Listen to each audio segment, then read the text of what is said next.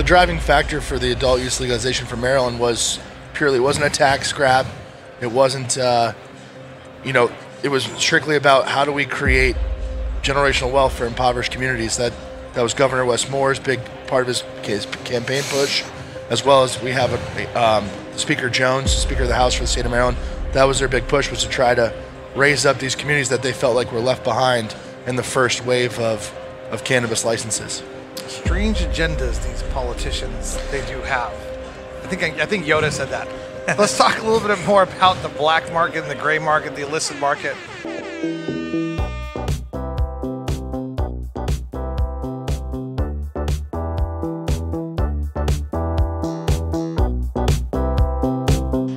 We are back with another episode of MITA Unshackled here at MJBizCon 2023. We're here with Jonathan, Drew, and Michael from Maryland. We have done California, we have done New York, we have done Alabama. Alabama blew my mind.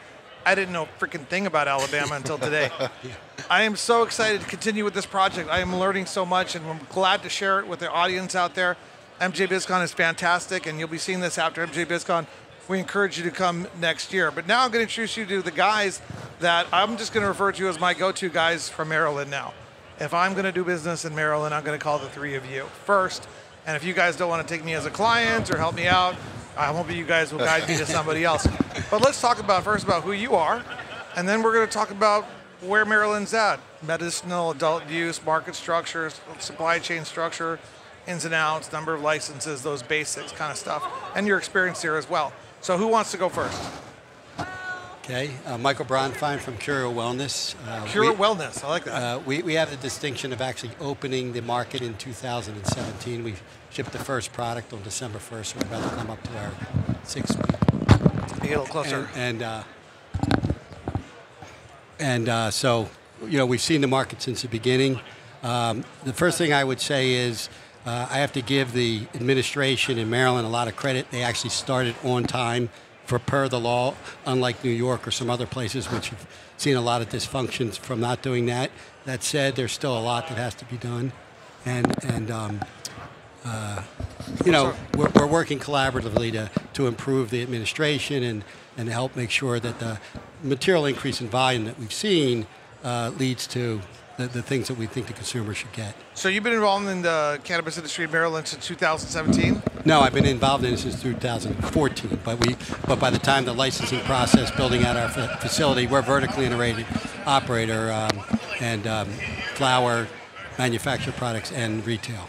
Okay, so when did Maryland go medicinal? Went medicinal in 2016. And then we opened in 17. In 2017, okay. Yeah. But the law passed in 14. So it took a couple of years there for them to get very slow. Get stuff together. Okay. Almost didn't have a program at all. Right. So right now you have one dispensary, you said? No, we have 2 dispensaries. We actually are buying 2 more, so we'll have the maximum of 4 in 2024 that you can have. Okay, and you have a processing center? Yeah, we have the largest indoor grow in the state. Ooh. Andrew has the largest greenhouse in the state, so you're talking to the 2 largest producers in the state. It's about 40% of the market share right here in Maryland. And we are the market leader in manufactured products by a pretty big amount. You know, I got to give a shout out to Larissa, our producer, for finding you guys, because this is great. I don't know how you guys ended up here on our show, but I'm so excited by the quality of the characters that we're getting here today. This is incredible. You guys are like the 2 guys to know in Maryland, and you're sitting here with me, and I'm going to get to know more about Maryland and your operations through you.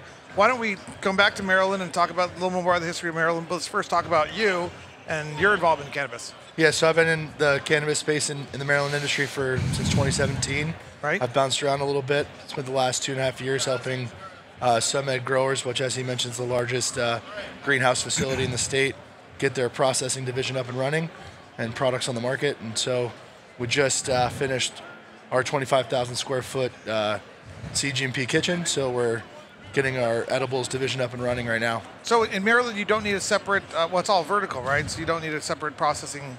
All the licenses exist independently, so you have a cultivation license separate from a processing license, separate from dispensary licenses. There are quite a few operators that are vertical, okay. Michael being one of them. At SunMed, we are a manufacturer only. We don't have a retail foothold at all. Right, but you said you finished getting the processing center done at the cultivation. So is that 2 separate licenses? So they acquired a processing license that gave them the ability to then start making their own products instead of just selling biomass to existing processors in the state. Just dumb little nuance, but they can be geographically located at the same place, the processing, cultivation? Correct. Could you, in theory... Or separately. Or separate, like his are separate. Yeah. I have a large manufacturing plant about 10 minutes from our cultivation facility. Right. We're a little more remote, so we had 70 acres, so we were able to build from scratch on site. Okay, and we'll get back into more Maryland. I also want to know a little bit later if you guys are interested in having brands that are looking to migrate into Maryland, come talk to you guys. But first I want to think about that, because I got a lot of brands that are constantly looking for homes and partnerships across state lines. We're definitely the two guys that are in that realm. It sounds like I found another resource. This is good. That's what I do for business, but this whole MITA thing is a not-for-profit. It's an educational thing. We're trying to help people understand, what is happening in Maryland, what is happening state by state and other jurisdictions, international jurisdictions as well. Who are some of the points of contact, et cetera, et cetera. So in that, they meet people and they learn and all that kind of stuff. So this is all my give back, but my business is actually connecting those dots. You know what I'm saying? Yeah. So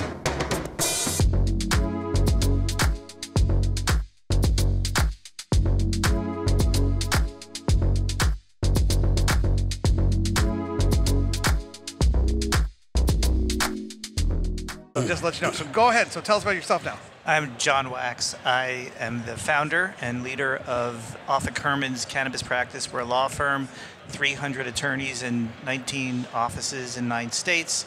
I've been involved in the cannabis industry since 2016. We represent growers and processors and dispensaries and lenders and landlords and tenants and software companies and testing companies. So while I don't have my hands dirty the same way that these guys do, I am pretty familiar with the industry as well.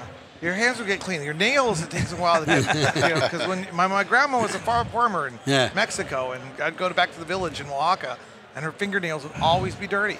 Because it's when you're out there in the dirt all day long. Let me check your fingernails. I'm just kidding. I'm just kidding. So you're working not just in Maryland, but other states? Yes. We're best known in the Mid-Atlantic, but we have offices from New York to South Carolina and also now in California. What's the Mid-Atlantic? Mid-Atlantic, at least for us, is Maryland, Delaware.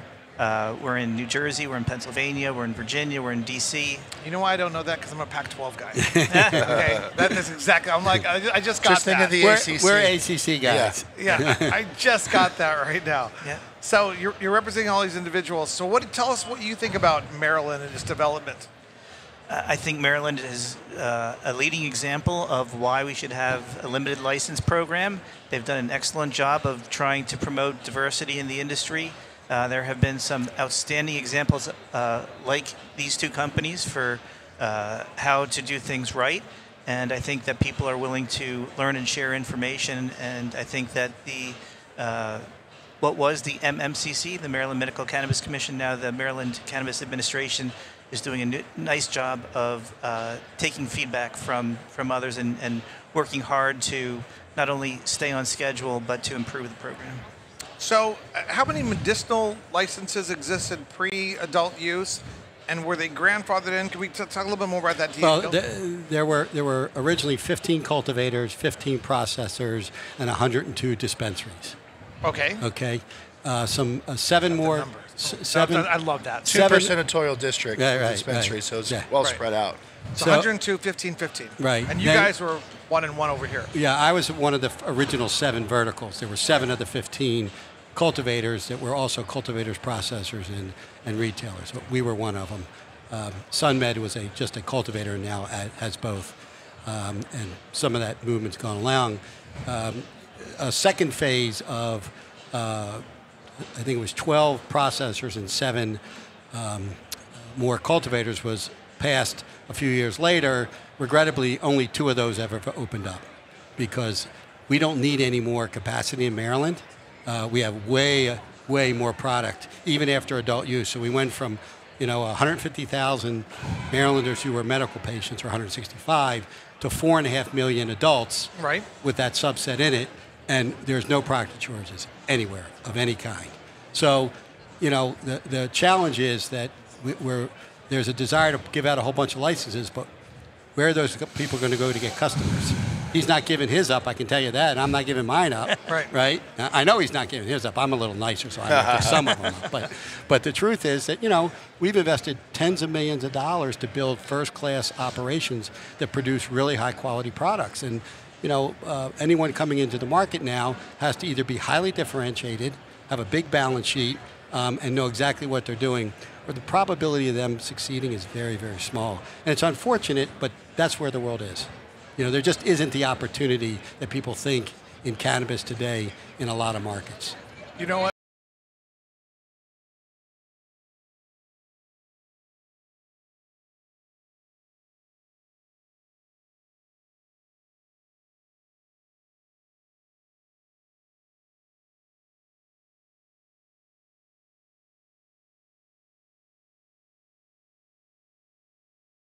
Structure, medicinal traveling. There's so many questions, economic questions.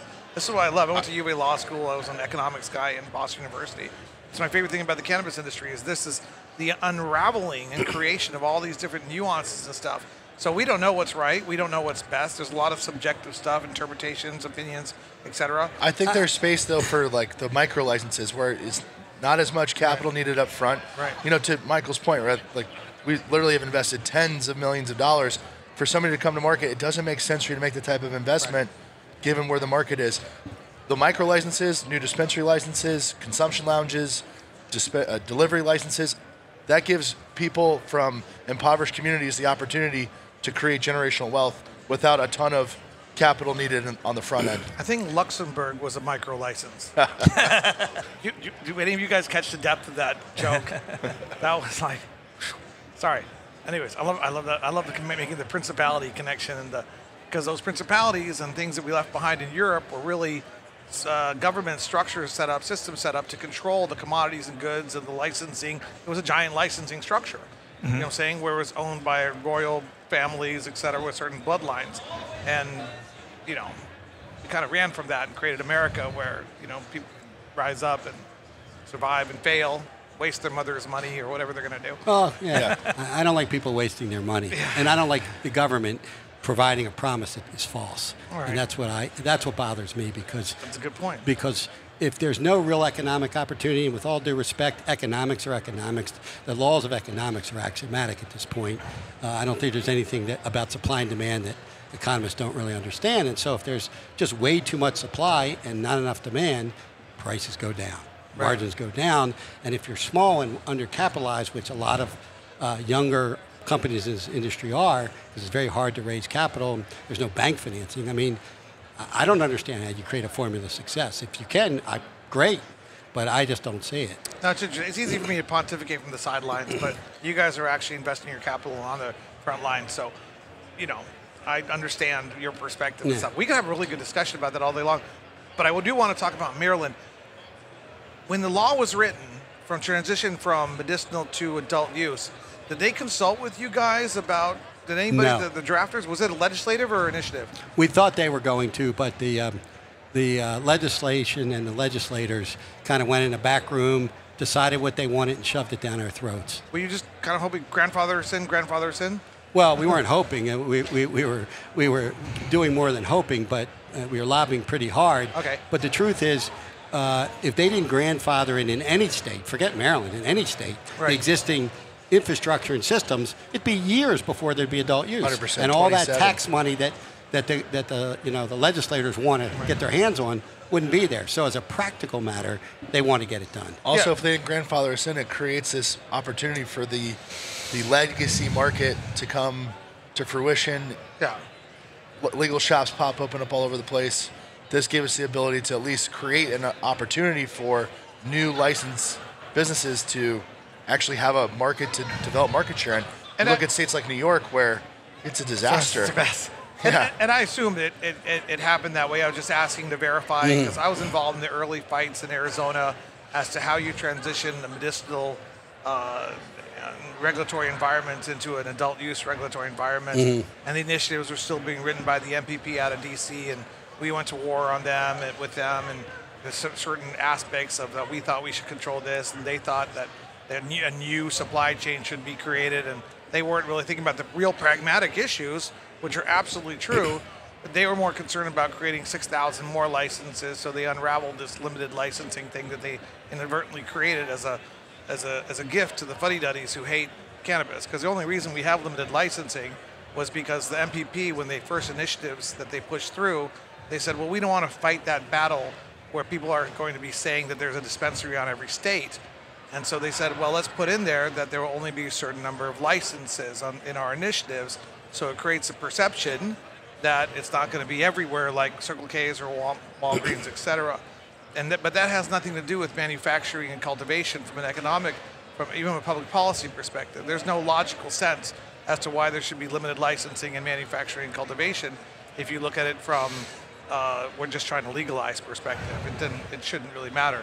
But it did make sense to put in limited numbers of retails. But the whole thing got jumbled up, and then we ended up with Colorado and all this stuff, and we kind of got in a fight with them when it came to Arizona. So it's fascinating to see how Maryland has evolved. So after they grandfathered in all you guys, they decided to issue how many more licenses in Maryland? How does that work? There's 26 cultivation, 26 processor, and 75 retail stores. There will be 75. And they're still issuing them right now? Well, they're just beginning the process. That'll be the first wave. So a wave. 30-day application process, and the application window closes on December 12th. So in order to be eligible to file an application, you have to first be registered as a social equity applicant. So so social equity people are the only ones that can get them? Correct. Yeah. Okay. And that's the first wave. So my understanding is there'll be another wave that'll be more open. It won't just be social equity applicants. There could be, but it doesn't necessarily have to happen that way. Yeah. There could be a second round. The state will have to do a market impact study to see how many of the social equity applicants from the first round are actually operational and the effect that those new licenses have on the market. Yeah. Got it. I love this industry. So no regular citizens can apply. You have to be a social equity person. In this round. In this round, yes. And the next round will be based on economic demand.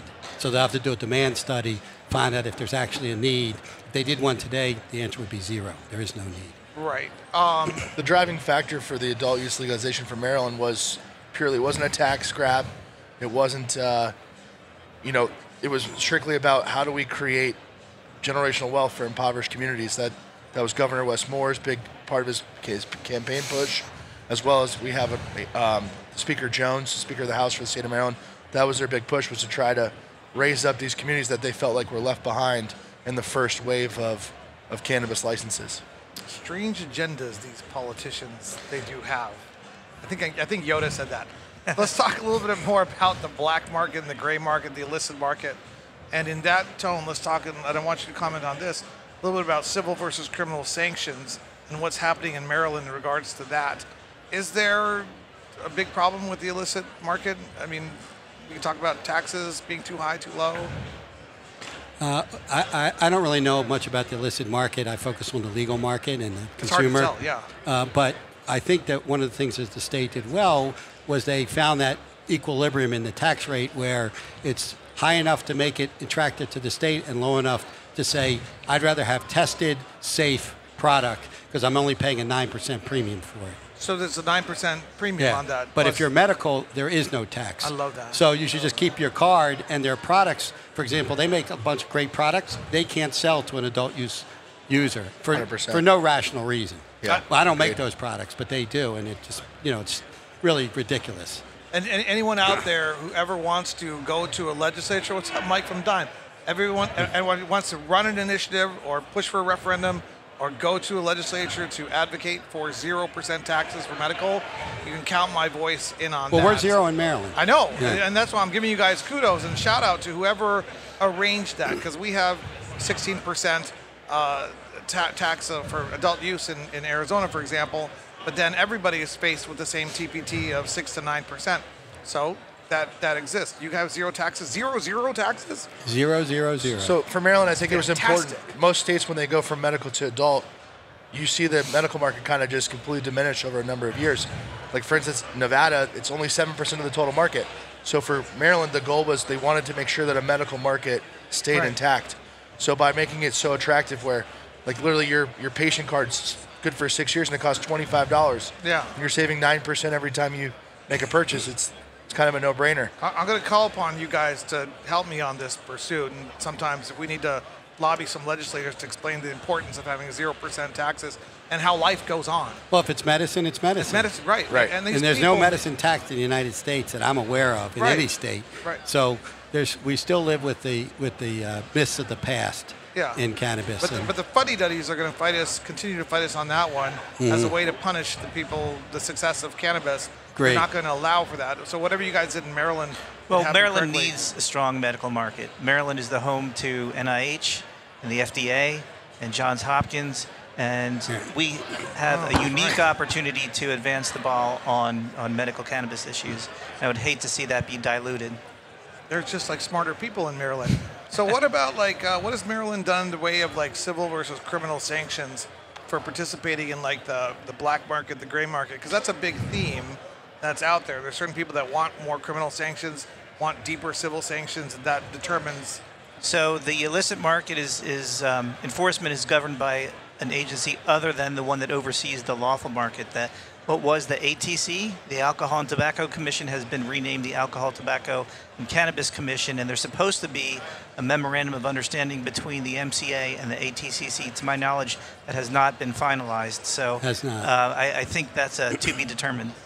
And will those people be put in jail, or will they be fined for, like, they say somebody's growing illegally and selling illegally? How's that going to work? I don't think that they're going to be going after minor possessions. I think that the ATCC will be going after fairly serious violations at a larger scale. And is there jail time still for that? Well, it's still in the law. I don't know how they're enforcing it, but it's still in the law. Yeah, I don't know the enforcement policy. Yeah, we had that big discussion debate in Arizona, and everybody wanted to maintain the criminal sanctions for illegal commercial activity, but we're decrim for minor possession and use. That's how it is in Maryland. Yeah, and there are those who would argue that just creates a drug war 2.0, prohibition 2.0, and that's not necessarily a good thing. But how do you get people to participate in any regulatory market? Exactly. I mean, is it okay to have a still in today's alcohol market? No, it isn't. It's illegal. You go to jail for that? Yeah, if they catch you. Is that a jailable offense? Yeah, yes, Counselor? it is. I've never heard of anyone been arrested for that, but I believe it is legal. Okay, well, this is not qualified legal advice. So what is the phrase? Disqualified. Right. All right. So you guys are fantastic. You guys are clearly deep, knowledgeable guys, deep in the Maryland cannabis industry. So I wish your ventures the greatest success. And thank you for giving our audience a little peek into Maryland. Can people reach out to you for connect? I know you're busy. Yeah, you can just go to our website, CurioWellness.com, and there I am. Yes, and what do they call? What do they call it? Sowing the earth, tilling the earth. What is it? What do farmers do? You're busy. I was trying to figure out the metaphor. Sorry, doesn't matter. So, how do people reach out to you? Yeah, same way. You can reach us through our Instagram handles, SunMed.labs or SunMed.growers. Also, our website, SunMedGrowers.com. All our information is available there as well. And yourself? My law firm is Offit Kurman, so our vanity domain name is CannabisIsOK.com. Okay as in Offit Kurman, not okay as in mediocre. Cannabis is okay.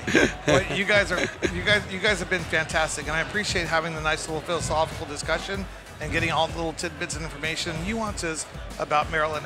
Obviously, if somebody wants to really do something, they're going to have to go much deeper than a 30-minute podcast, but at least it gives people an opportunity to connect a human with what they Google. You know what I'm saying? Yeah. So thank you for being on MITA Unshackled, and we look forward to seeing you in Maryland. Thanks for having me. Great. Thank you. Appreciate it.